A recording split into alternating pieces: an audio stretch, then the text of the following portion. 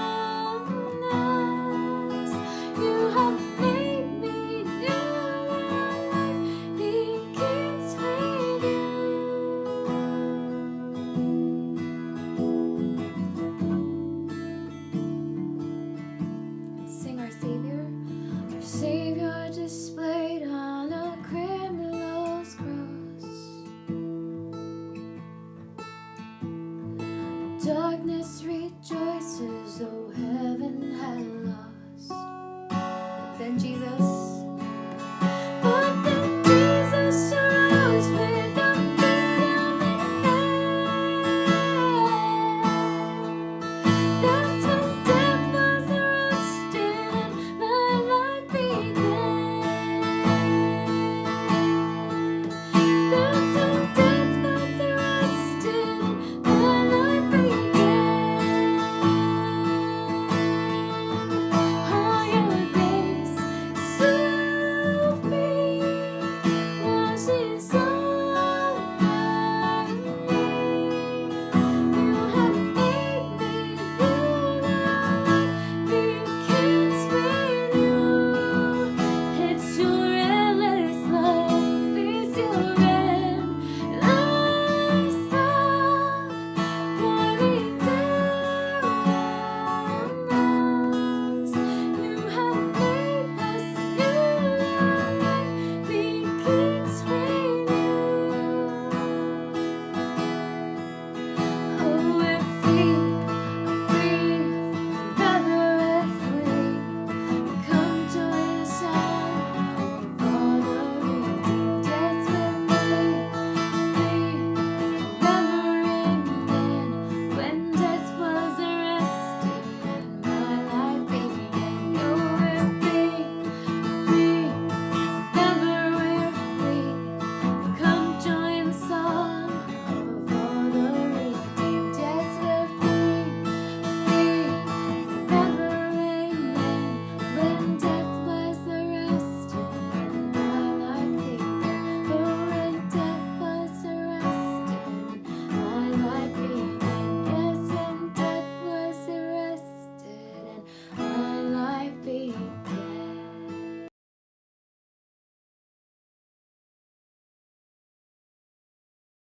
Welcome, One House. It is Friday. We're going to have some fun tonight. We got some cool people coming in. We are entering into the Sabbath to celebrate some of the cool things that the Sabbath really brings to us and how creative we can be, how life-giving the Sabbath really is. We're going to feature some artists tonight, and these are Adventists who are spread across the nation, really. And we get to hear from their stories. We get to hear from their process. More importantly, we're going to have the conversation about faith and art. And that's kind of a big part of what One House is the art and faith community. We have so many young professionals out there in LA alone, but also in the world around us. We get to feature some of those people. We get to see and hear from them some of their testimonies in faith. And more importantly, how faith shaped their art, their journey, and their life altogether to come to this point where they're at right now. And many of these guys are absolutely awesome.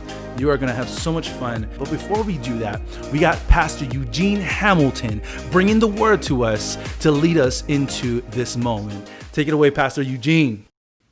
Hello and good evening, family. I'm so honored and humbled to be able to join you this week. This Friday is actually just about the Sabbath. And so I want to wish you a happy Sabbath. Thank God that we have made it through another week by God's grace and because He has put His persistent power inside of us. We are thankful to God for that. I've got just a short devotional nugget that I want to share with you. And our launching text is Philippians chapter 4, and it begins with verse number 10. I'm reading from the New International Version. It says, "I rejoice greatly in the Lord that at last you renewed your concern for me. Indeed, you were concerned, but you had no opportunity to show it. I am not saying this because I am in need." This is Paul. "For I have learned to be content whatever the circumstances. I know what it is to be in need, and I know what it is to have plenty.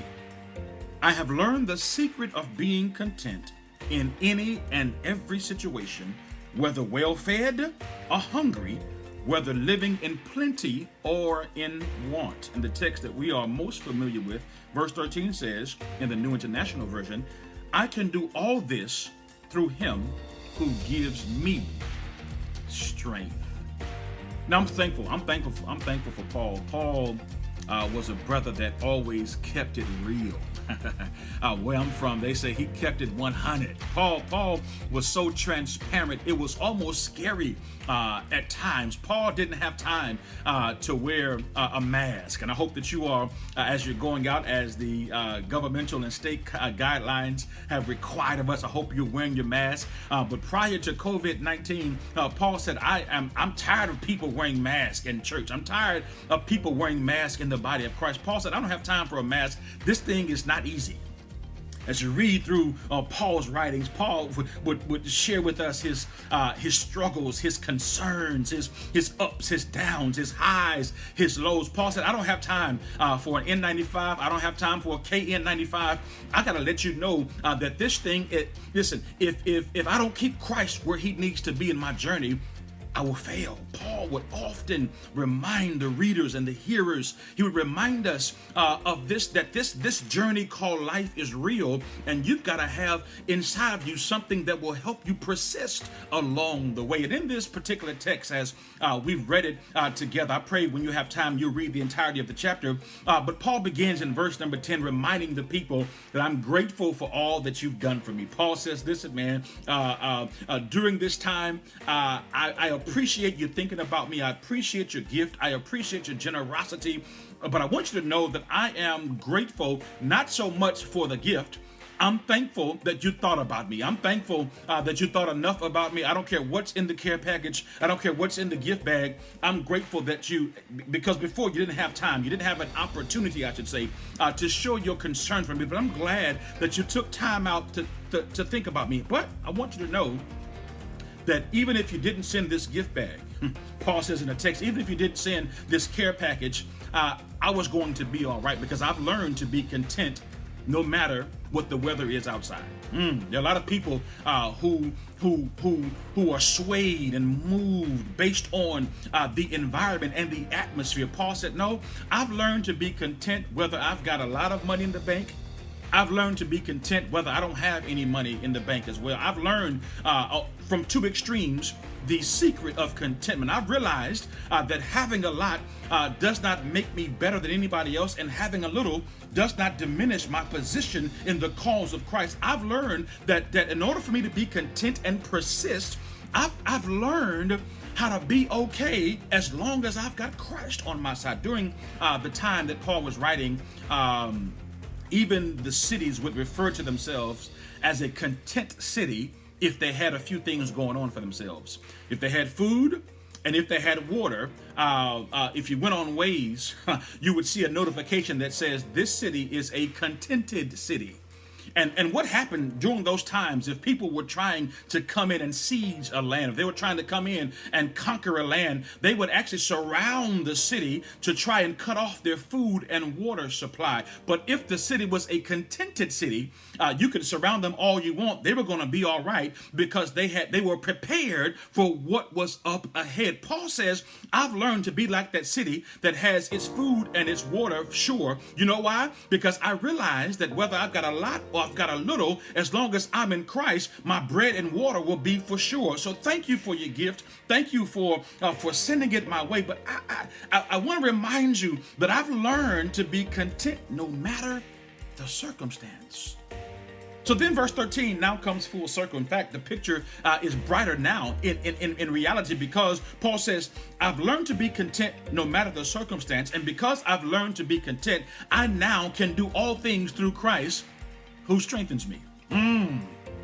A closer understanding of the text would almost say something like, I am ready for anything that comes my way because Jesus pours his strength in me consistently. So as you are, going through this season, as we are hoping to our Lord and Savior that this time that we're going through doesn't last too much longer, I want you to realize that you can persist. You can make it through as long as you learn how to be content no matter the circumstance. Paul says, I've learned the secret of contentment, and that is to keep my eyes focused on Jesus. You know why? Because no matter what happens on the outside, as long as Jesus continues to pour his strength inside of me, I can do all things through him. So let me remind you, I know you're missing the gym. I know you're missing your workout sessions each and every week. Some of you are missing aerobics class. Some of you are missing your HIIT workouts. Some of you even right now are having withdrawals because you can't push the weight and feel what you want to feel based on what happens at Equinox or 24-hour fitness. Let me help you understand what Paul is talking about here. The strength that you and I need to persist is not found in a gym. The strength that you and I are in need of right now is not found through a workout plan. The strength that we are in need of right now in order to persist until the end. Because you do realize the race is not given to the swift nor to the strong, but it's given to those who endure to the end, who persist through it all. Paul says, man, the strength that you need for this time and this season is not found in your diet or your workout plan. It's found through Jesus, who stands by us, waiting to pour his strength in us. So I'm praying right now that as we continue to move through, that you realize that your hearts must be open, your minds must be receptive to the strength that Jesus desires to pour inside of each and every one of you. So keep on persisting, keep on moving forward. Learn how to be content no matter the circumstance, and you'll be able to do anything through Christ, who is our elder brother, our Savior, our Lord, our King, and ultimately our strength. God be with you. God bless you. God keep you until it is that we are able to meet again. Have a wonderful evening.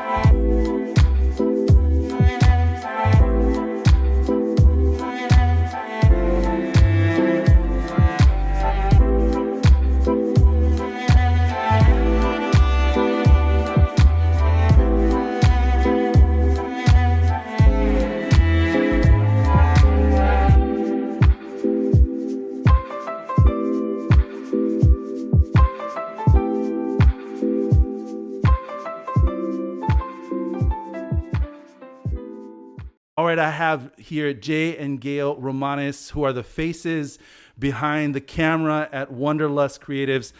Jay and Gail, welcome to the One House Art+Faith Sessions. Thank you so much for being here. A few things I want to go through. The beginnings as it relates to the maturation of your business and your creativity, of course. And the why you chose to go into this profession full time, and then especially as your story relates to your faith, and how that kind of affects and shapes it all as well. So let's start at the beginning. First of all, you've been at this since 2014. This is all relational for you. Like every single bit of this is, there's no difference between the business side and the relationship side. Like it's all relational. Like from down to the logistics, even it's still a relational thing. Like. So true. Yes. Yeah. Also a lot of research, and especially when you're working with different kinds of people from all cultures and nationalities, it's important to take that into consideration, because not everyone is the same, and some people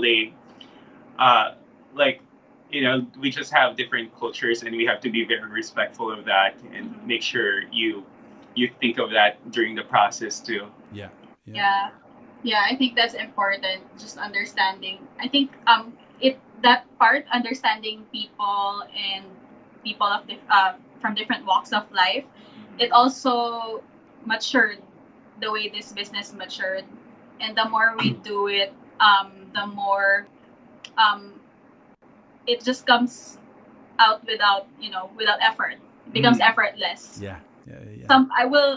I know like some photographers are like uncomfortable doing certain like big weddings.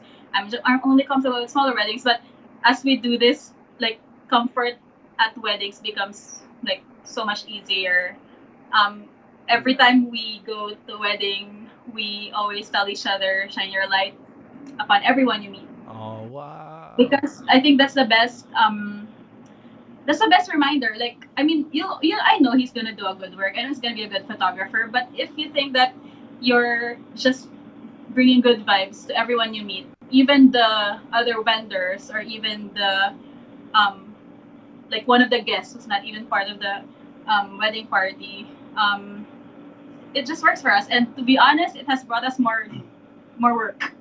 Just Yeah. being nice to everyone and Yeah. just being genuinely nice, not Yeah. just nice out of but just being Yeah, genuine. and with that mindset too, it helps me be more comfortable because until now I still get nervous doing a wedding.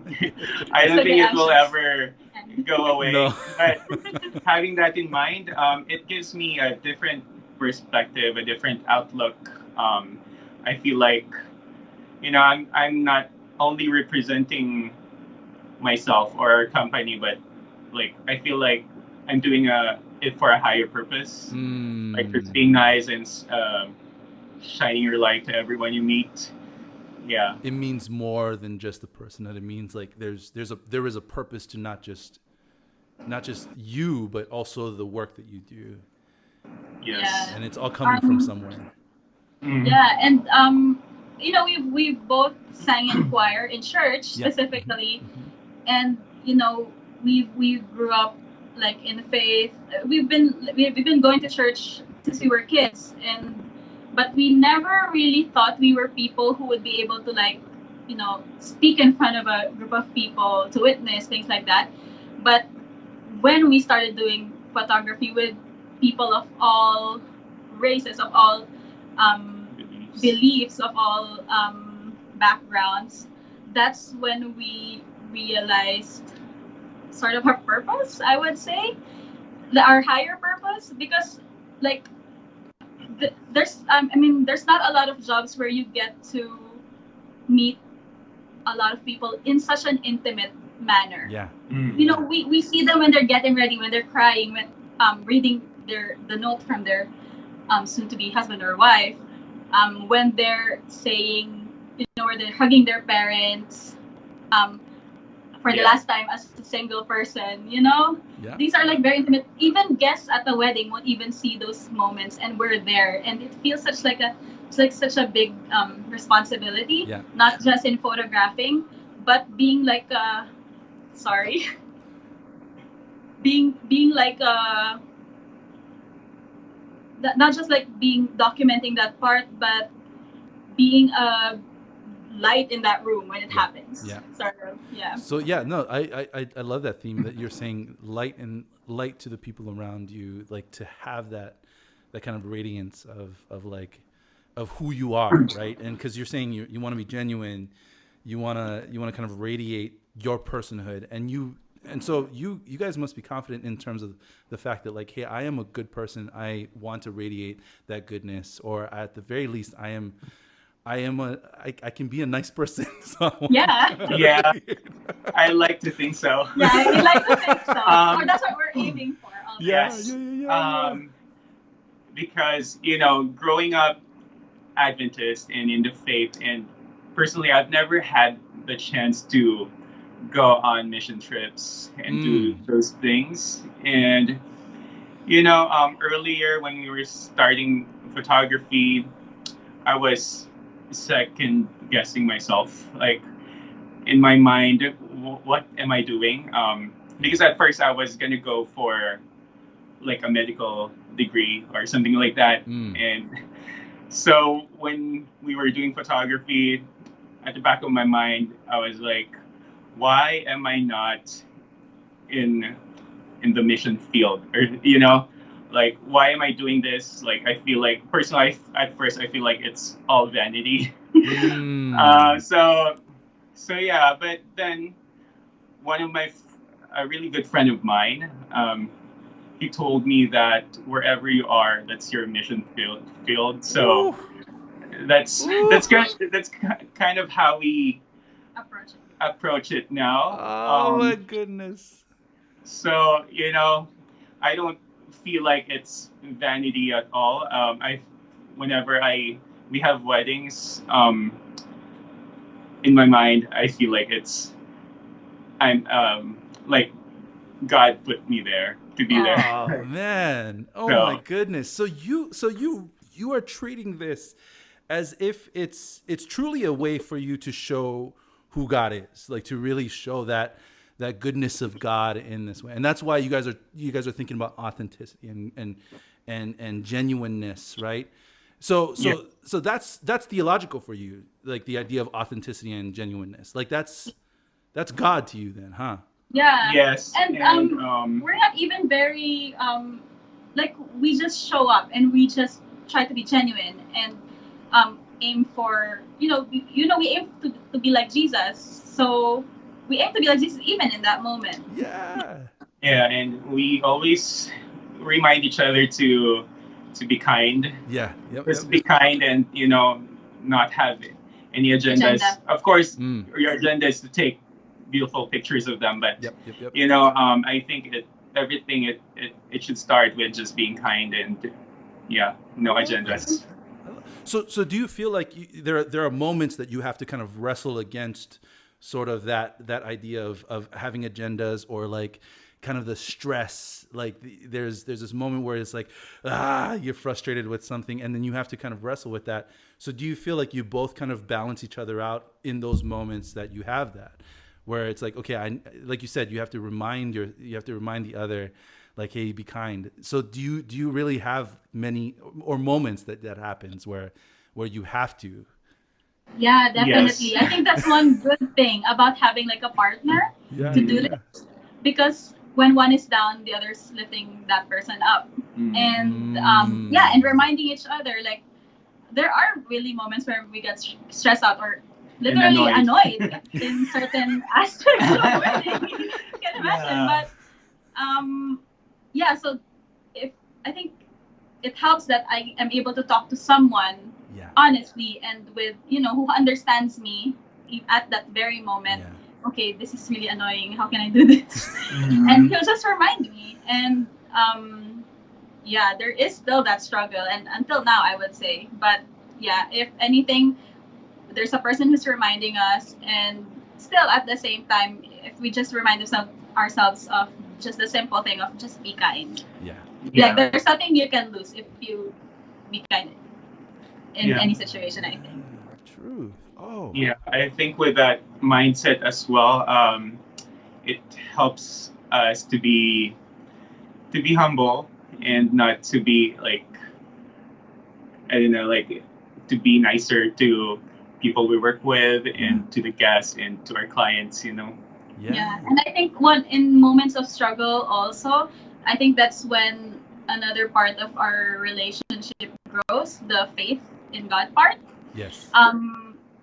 Because like I said, this is what we do full time, and when things happen, things that are out of our control, these are literally times when we're being tapped and being told to, you just have to let go and just have faith. Yeah. Exactly. Like this exact situation right now. At first I was like racking my brain, okay, what are we gonna do? Yeah. But God literally reminds us, just have faith, and things happen to make things better. Again, I have Jay and Gail Romanes here from Wanderlust Creatives. Thank you guys again.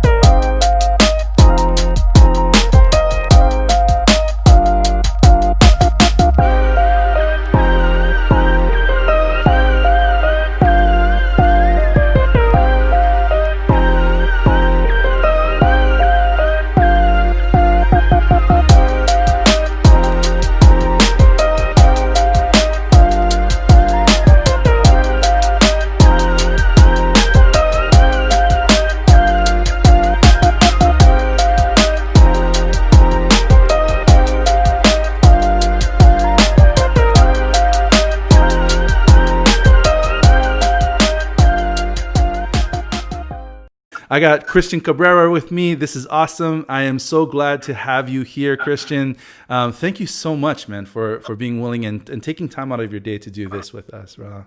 Yeah, of course. Thank you for having me. Yeah, man. So let's get into it right away. Let's start off with the why. You know, what is it about culinary arts that kind of resonated with you? Did it resonate with you all throughout your life? You know, where did it all start, and kind of what is it a passion, and where did that passion come from? Right. So for me, in my case, I've been working legally at the restaurants at the age of 15 and a half. Wow. My parents own restaurants. So, when I would get in trouble, whether that be a bad grade in school, they put me as a dishwasher. So Yes. that's how it started.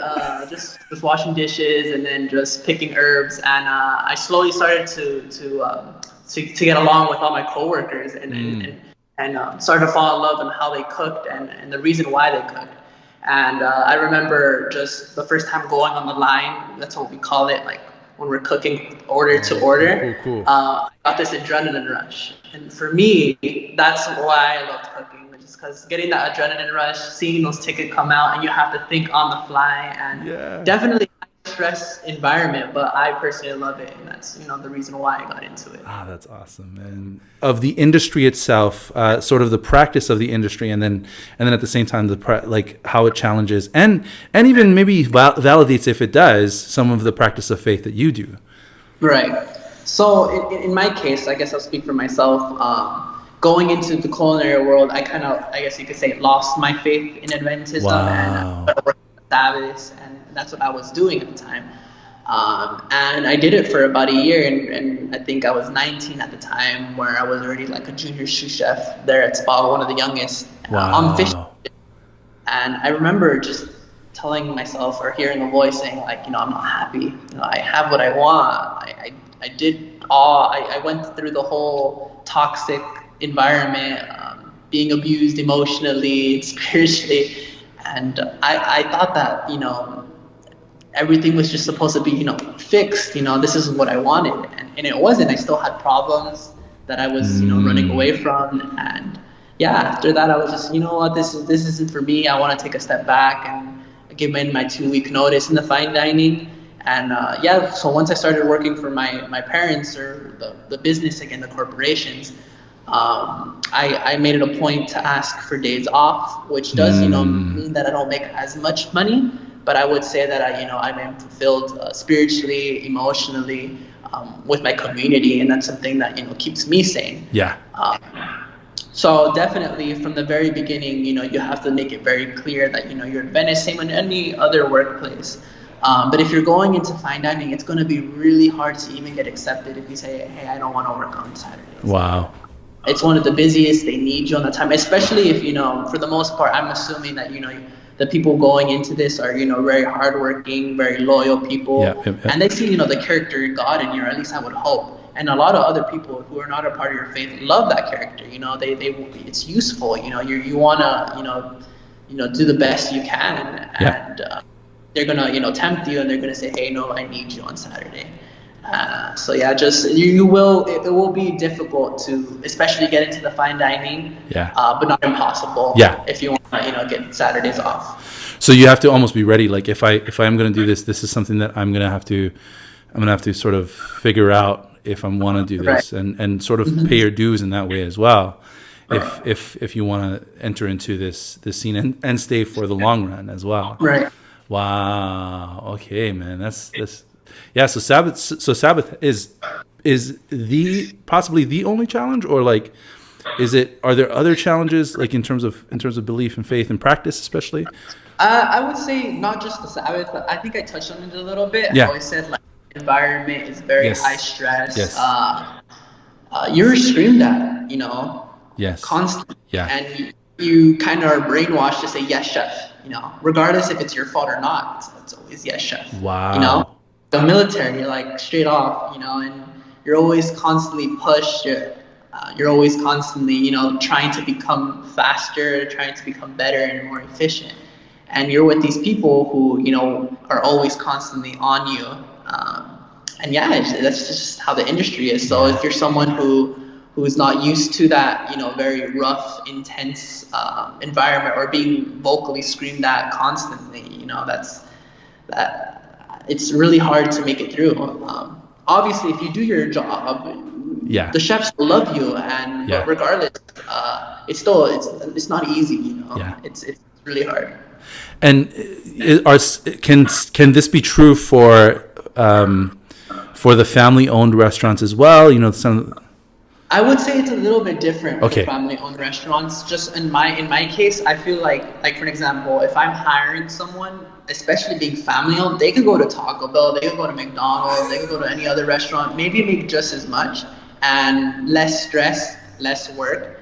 So you have to really be very close to your workers, and you're really building a culture. Wow. So I don't know, there might be some family restaurants that don't do it like the way we do, but for the most part, working and hiring people is like essentially you're hiring, I guess, a brother or a sister. Wow. And That's in the cool. Hispanic culture, we're always giving hugs. We're always I guess the Filipinos too, how they say aunt and uncle. Off of respect. It's the same, with our restaurant, and you really get to know people at a personal level. You learn about their struggles, and you're spending a lot of time, if not maybe more time, with your coworkers than you are with your own family. Wow. So if you feel like you're not, a part of a family in that kitchen, then I think it's time for you to move on to either another kitchen or some other path, because it's not going to be enjoyable if you don't enjoy working with the people. Yeah, and that's the challenge, and that is you're always trying to you are trying to find that familial environment. While in the fine dining, if you know that you're going into fine dining, it's going to be the stressful environment, and the people going in there kind of want a little bit of that.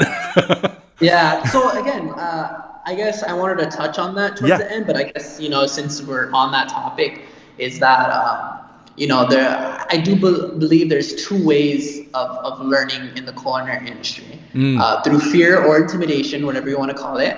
And I do believe it is a great motivator. It does get to the point. It does, in the short term, make you a great cook, make you a great chef. Wow. But it causes you to be burned out, and you might be struggling in other aspects of your life where you're bringing your work, how do I say it? You're bringing work to your house, and it starts affecting, either your wife, your siblings, your parents, and you start, to affect their lives. Yes. And, so yeah, sure, fear and intimidation is a great motivator to, get to the point and get there quick. But if you go in the other form, which is love and patience, sure, you might not get where you want. Sure, it might take years to get at that level you want as a chef, but you're going to come out of it much stronger. You're going to come out of it more in control with your mind. Yeah. And, in the end, I think it's more enjoyable, and you're not going to be as burnt out. And then I think that's with anything in life. Yeah. Really, not just. Yeah. Christian, thank you again for being a part of this One House living room session, man. It is awesome. Thank you for having me. I'm more than willing to do it again. And I think it's something for the audience. If they have any questions for the next time, they want to do something. Yes. Ask away. If you ask the right questions, you might be surprised in the responses. Yes. Yes.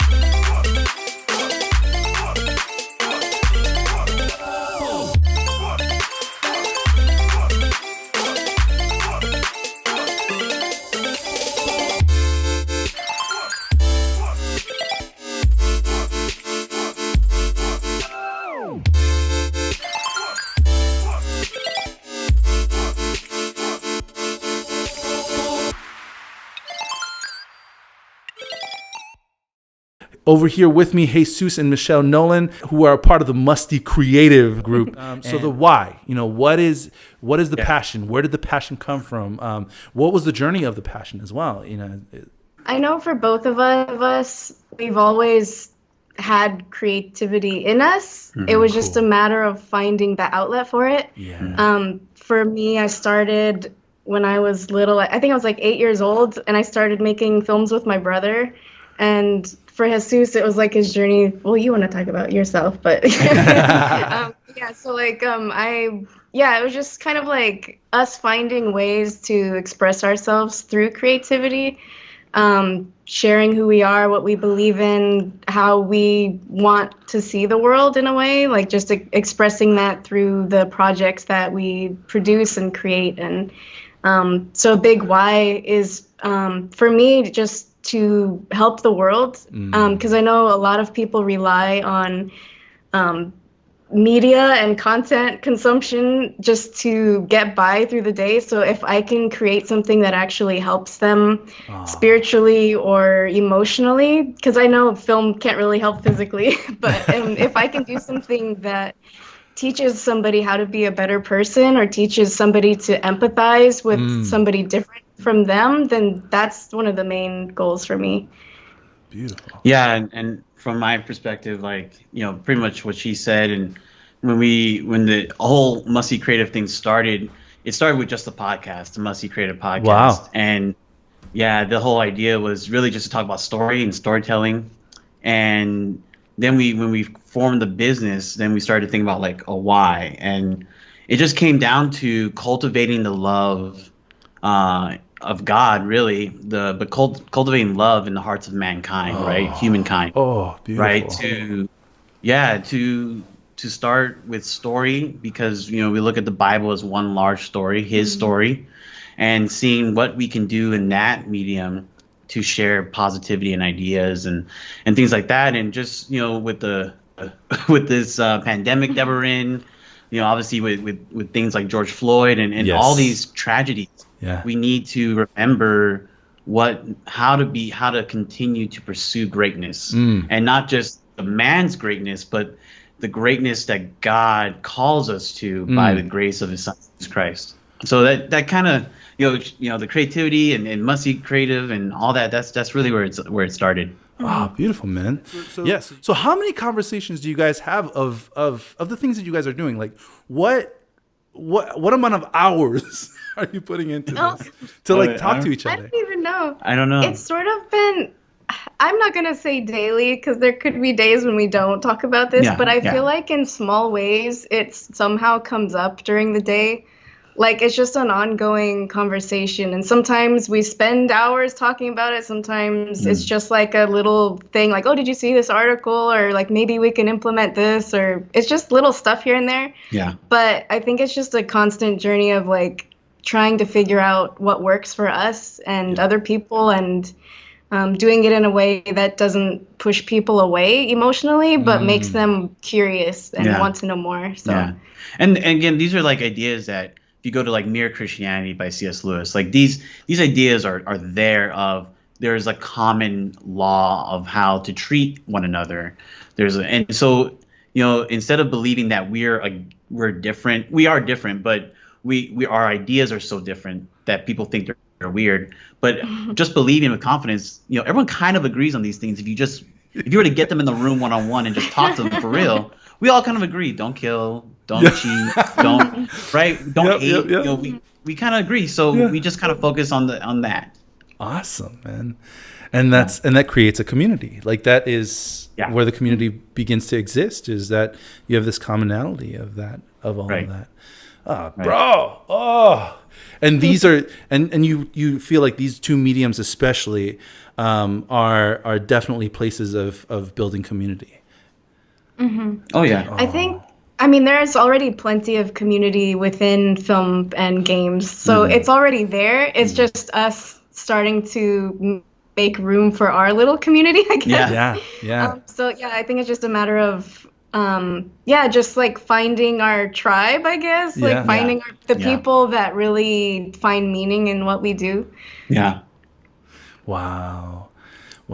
So I'm gonna go ahead and pivot over to like the idea of innovation in the church. Film, video, gaming. How do these three fit in the church at all? Okay. Yeah. The thing is, they kind of don't, in a way to where it's like the old-fashioned way of doing church.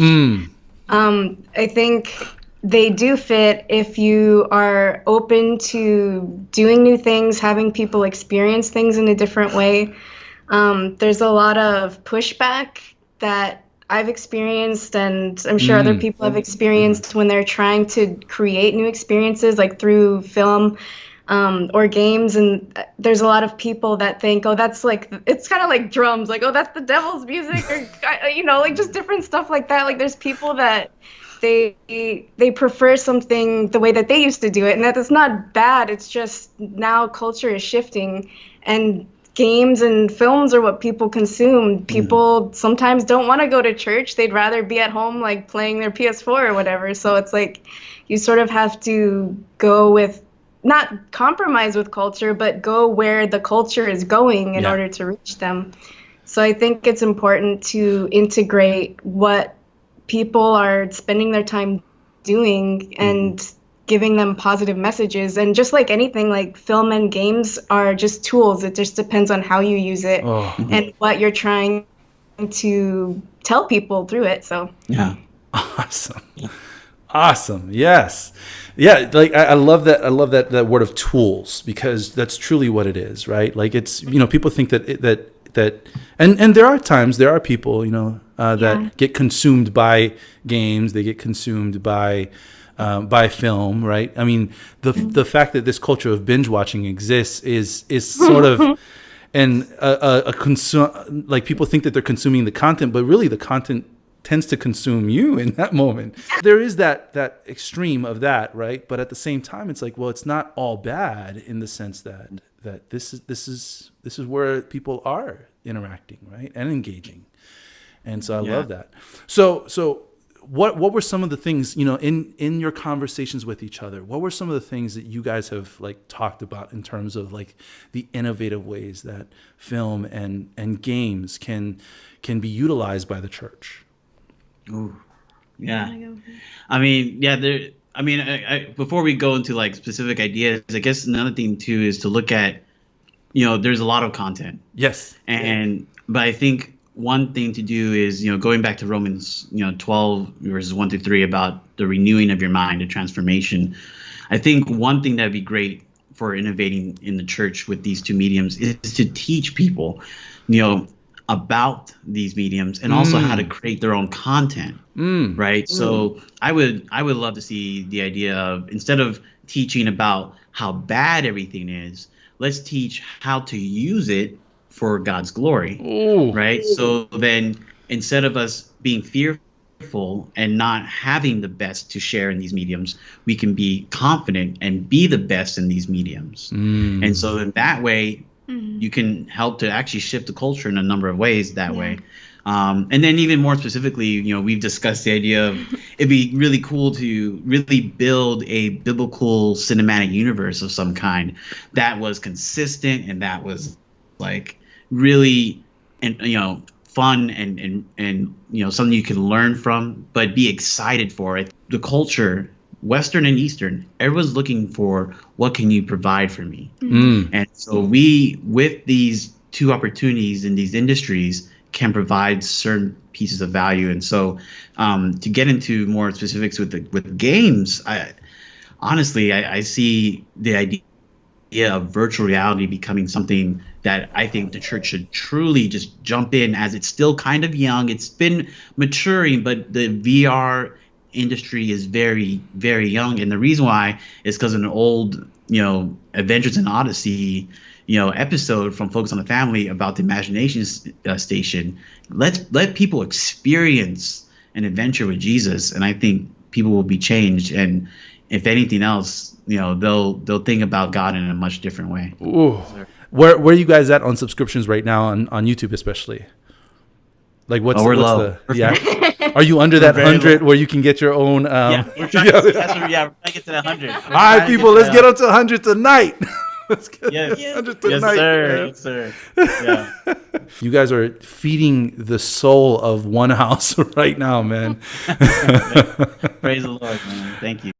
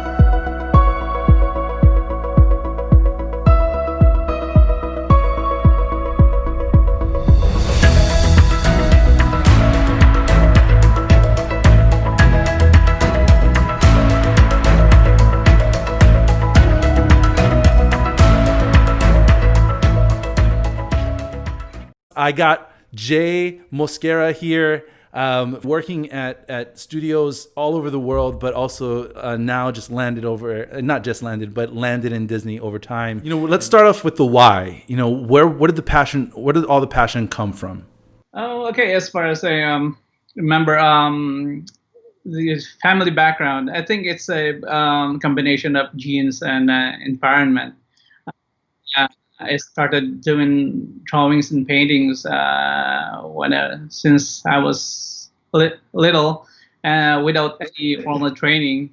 But my parents, they are teachers. They encouraged me to do it. My uncle's actually my mom's brother. Actually, he died when I was like little, like 2 years old. But I saw his artworks, and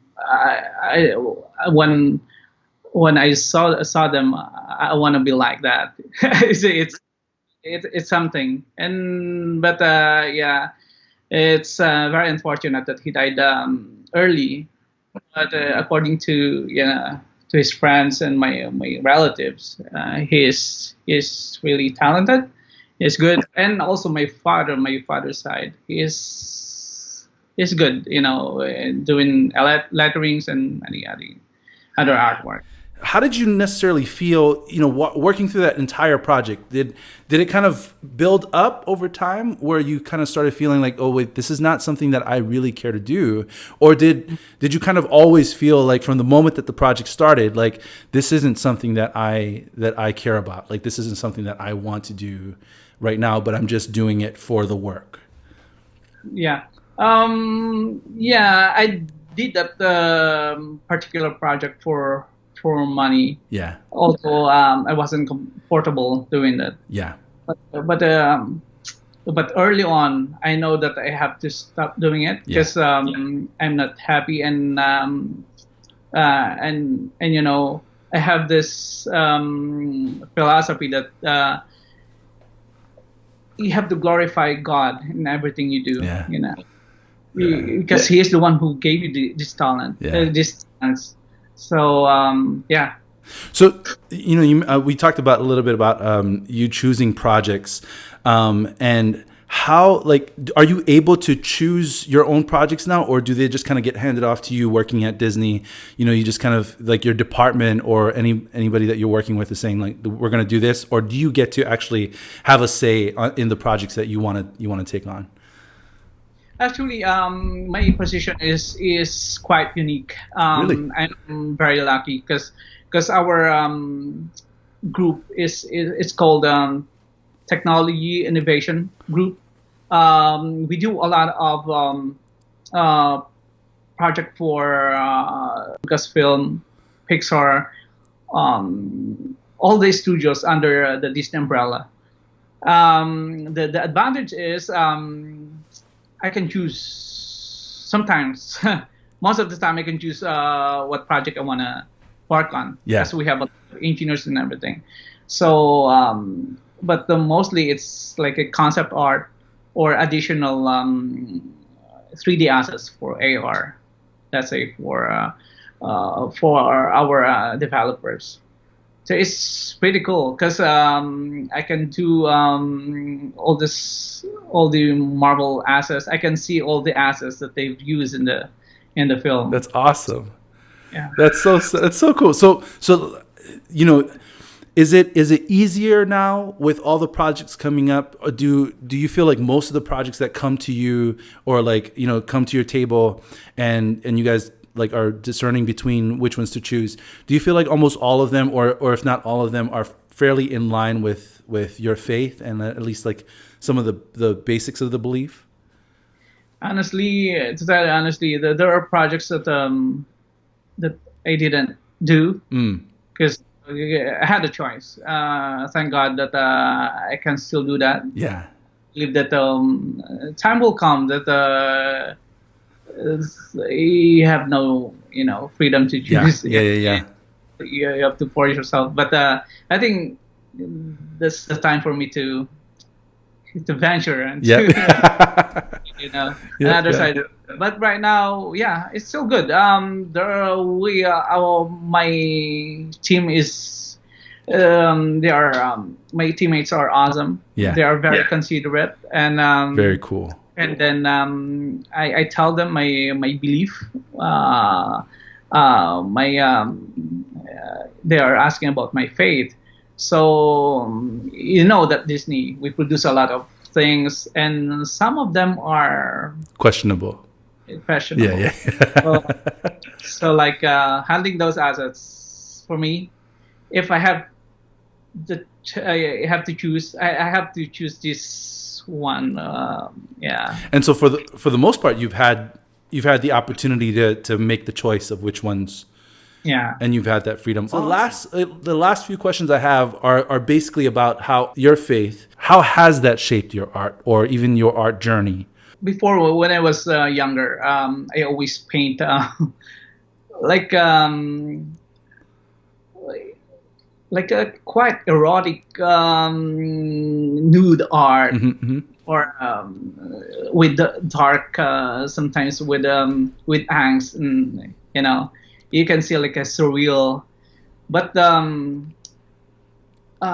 when I grow older, I started reading Bible again and studying spirit of prophecy and everything. Now it affected my art, especially I'm thankful that my wife she's very I can say that she's perfect spiritually, but she's very spiritual. She guides me, and then she encouraged me to read a lot of we do morning worship and evening worship. So now, gradually, my art started to look like it's more wholesome, and now I avoid doing like fantasy art with skeletons and all this witchcraft and although I avoid that now. Wow. So it's mostly if I want to do something meaningful, something deep. Yeah. I want a bit like a narrative with historical. Oh wow, cool. Tone or something philosophical, but Very in a cool. critical sense. Yeah. So it's my. I really believe that it's my responsibility to shape her spiritual life. Yeah. So and direction, and for me, for the younger generation, I think you don't have to follow what the world is dictating. Yeah. Like an artist right now, in order for you to, because according to it's the worldview, in order for you to be successful, you have to be really wild and with really weird. Yeah. But in actuality, you can be wholesome, you can be successful. Yeah. On behalf of One House, and being a part of this living room sessions, but also showcasing your story in light of art and faith, and it sounds like you have an amazing journey, and you're gonna still have an amazing journey. Thanks for having me, Pono. For sure, and, man. God bless your ministry. You guys are doing great. Oh man, it's awesome.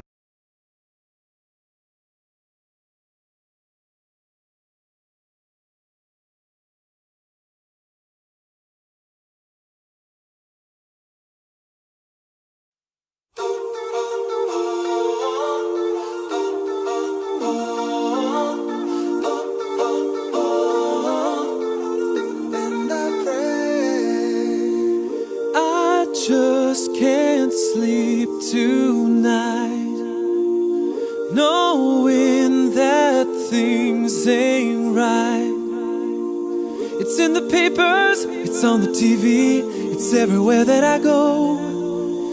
Children are crying, soldiers are dying, some people don't have a home. But I know there's sunshine beyond that rain, I know there's good times beyond that pain. Can you tell me how I can make a change? I close my eyes and I can see a better day. I close my eyes and pray. I close my eyes and I can see a better day. I close my eyes and pray. My appetite, knowing kids starve tonight. Am I a sinner? 'Cause half my dinner is still there on my plate. Ooh, I got a vision to make a difference, and it's starting today. 'Cause I know there's sunshine beyond that rain, I know there's good times beyond that pain. Heaven, tell me I can make a change. I close my eyes and I can see a better day. I close my eyes and pray. I close my eyes and I can see a better day. I close my eyes and pray for the broken hearted. Pray for the life not started. I pray for all the lungs not breathing. I pray for all the souls in need. I pray, let me give it one today. I just can't sleep tonight. Can someone tell me I can make a change? I close my eyes and I can see a better day. I close my eyes and pray. I close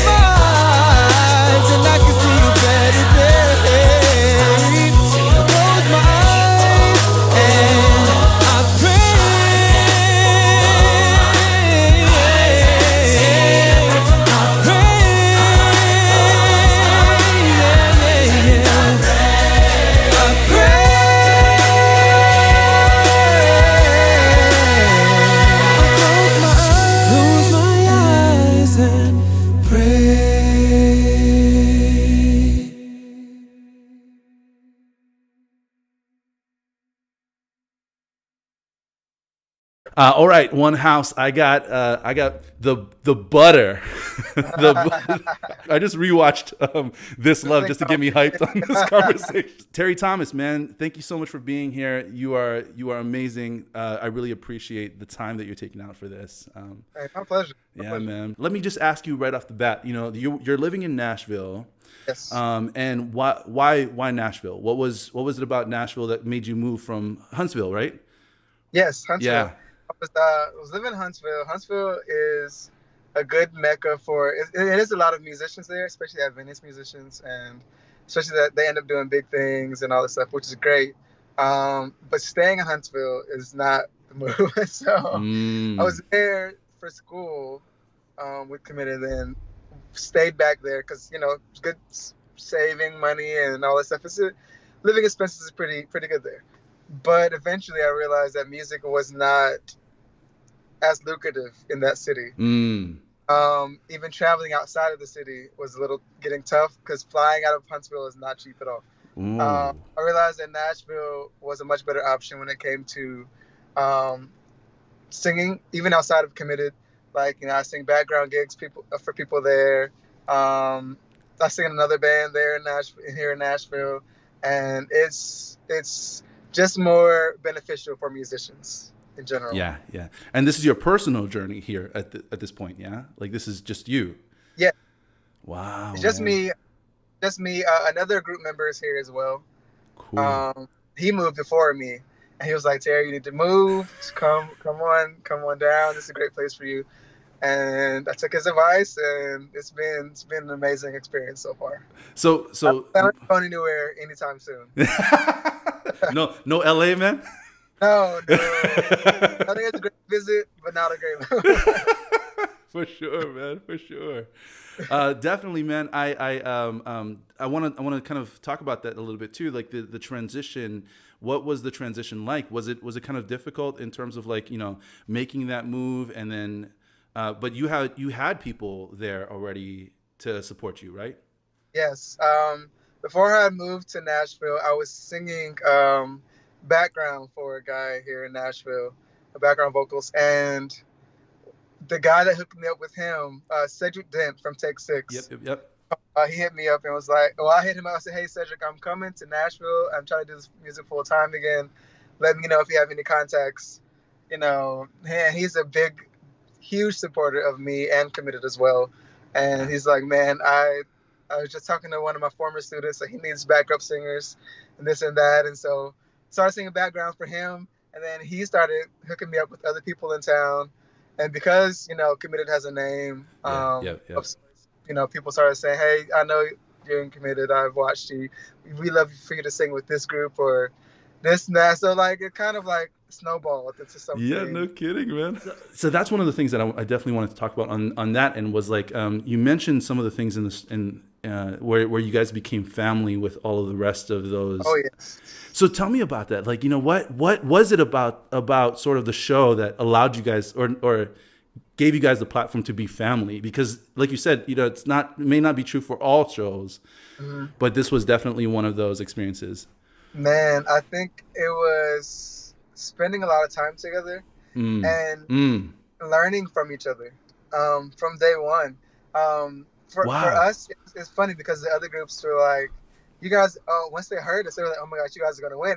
To us, we're not thinking that way at all. It's just like, this is new for us. We sing for church and we sing for small events, but this has never been a thing. And so in the Adventist world, they're used to hearing good music and this and that.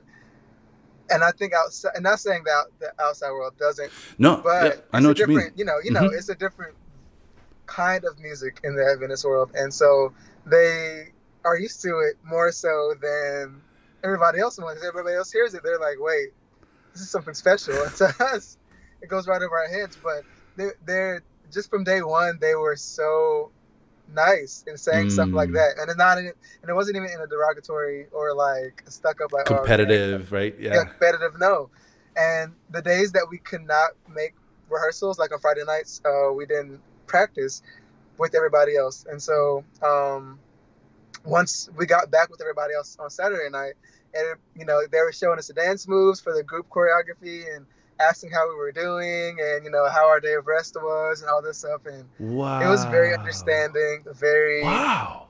you know, it was, and even after that, we kind of visited each other. Like I went to Oregon for a week and hung out with some of the guys there.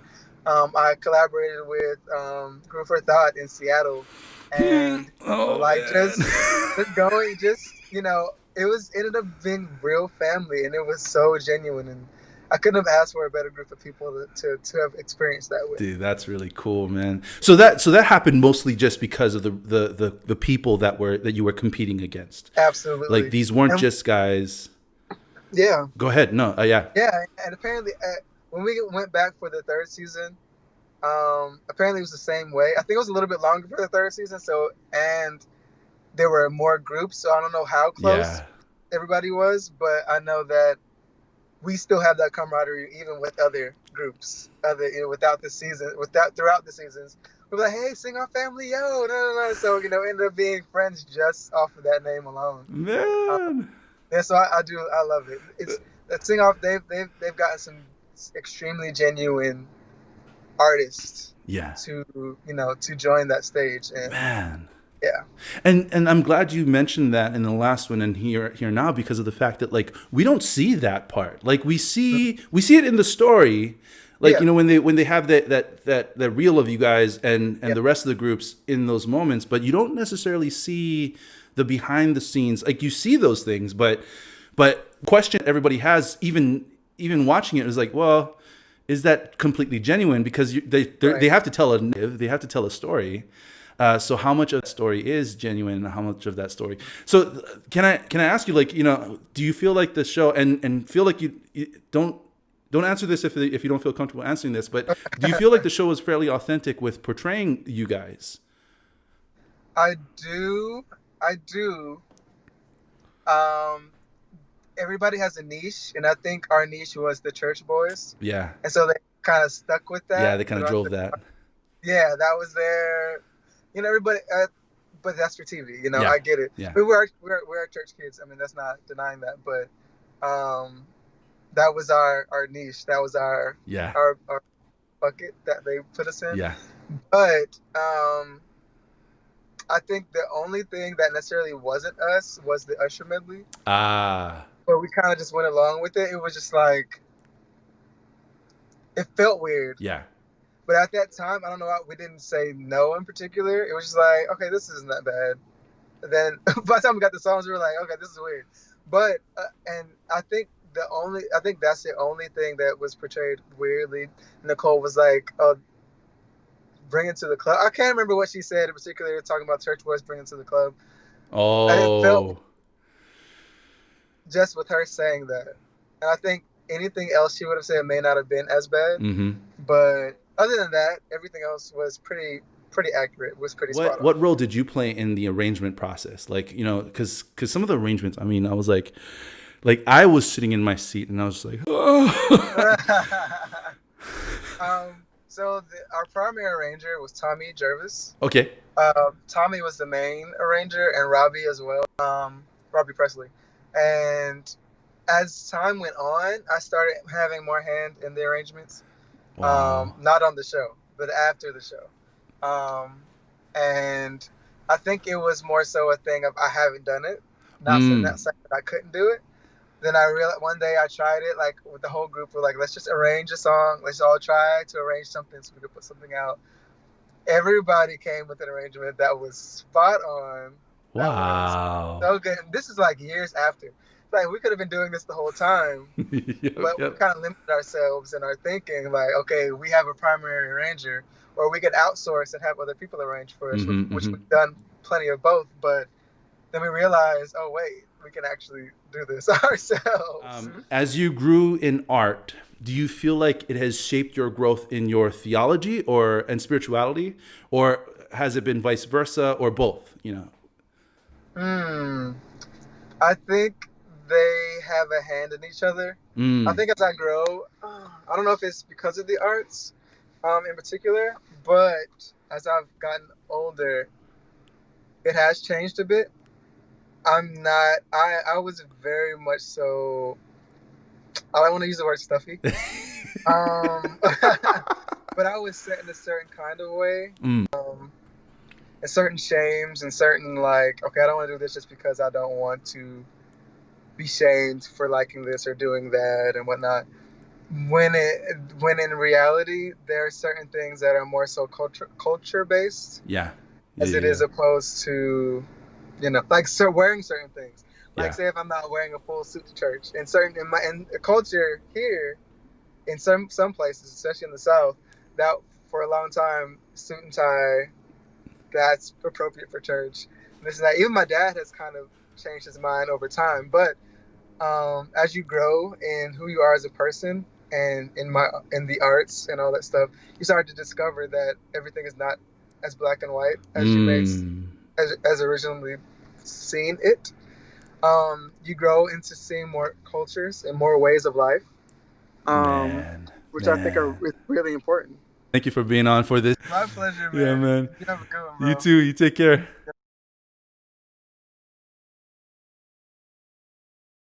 So there you have it. We had Jay and Gail from Wanderlust Creatives. We had Christian Cabrera from Cabrera Mexican Cuisine. We had Jesus and Michelle Nolan from Musty Creative. We had Jay Mosquera from Disney Animations. And we had the great Butter Terry Thomas. Thank you so much for all of you guys who have been supporting us. I want to give a big shout out to John De La Paz, who was my partner in all of this, bringing in all of these creatives with us and making sure that the communication there was solid. John De La Paz is the director of the New Life Church Plant and also the Converge Arts Festival that happens every year around Thanksgiving time. So if you are an artist and you are looking to share your art in a community of people, and John De La Paz provides that space for that to be in. And so I want to invite all of you again.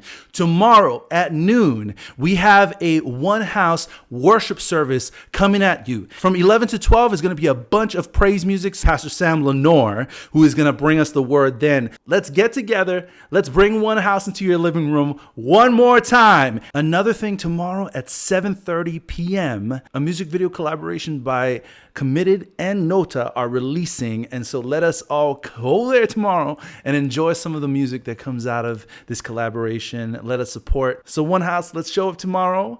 It's going to be a great Sabbath day. Let's enjoy it. So we are not done just yet. There's a few things that we have to do, and one of the things that we are going to have to do right now is to make sure that you who are waiting to see exactly who won for tonight. Let me go ahead and pull this up, and I will allow you to know exactly who it is. So here's a winners for the masks. So just in case anybody is joining us for the first time, we currently have one house masks that were created recently, and now we're just giving them away. We're going to send them out, and there is a link to the form in the description below, and will be posted up in the comments, so pay attention to that. So if you are a winner, go ahead and click on that link, and I'm going to go ahead and announce these winners right now. And the mask winners, we got about 5 of them. I'm going to name them. Lee Rudisalier. I'm so sorry if I'm butchering your name. Lee Rudisali. Jody Cahill, Ridley Sendo, and I'm hoping that I do this right too, Yulai Kim, Vanessa Yang. All right, these 5 winners are going to be posted up in the comments as well. So if I butchered your name, I am so sorry. Go ahead and go over to those comments and you'll see your name in there, and then go ahead and click in the link on there. 2 more winners for hats, one house hats that were created about a couple years ago, and we just want to give them away because you guys are cool people, man. You guys are awesome. So the last 2 winners is this. For hat winners, Greta Taylor and Daniel Solano. Again, I'm going to announce that one more time. Greta Taylor and Daniel Solano.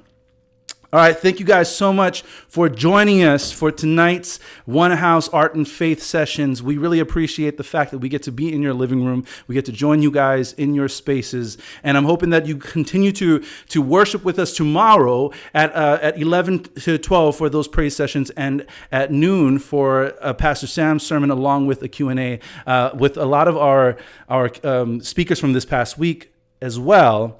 Not to mention at 7:30, we got we're all going to join Committed and Nota when they launch their new music video. I saw in the comments somebody was saying recommitted. Good stuff, man. But let's join these guys. Let's support all these artists. And thank you all for joining us and supporting these artists as well. One house out, man. You guys are awesome. Blessings. Take care.